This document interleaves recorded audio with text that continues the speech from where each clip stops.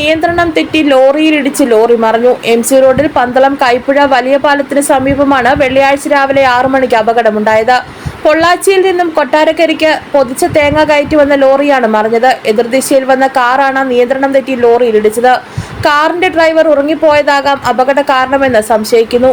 കോഴഞ്ചേരി സ്വദേശിയായ കാർ ഡ്രൈവർക്ക് സാരമായി പരിക്കേറ്റിട്ടുണ്ട്.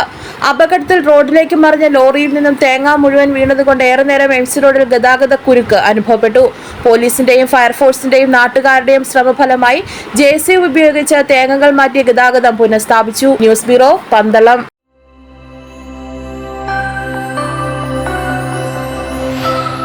ഏവർക്കും ശ്രീവത്സം സിൽക്സിന്റെയും 999 ബ്ലെൻഡ് ഫാഷന്റെയും ഹൃദ്യമായ ഓണാശംസകൾ.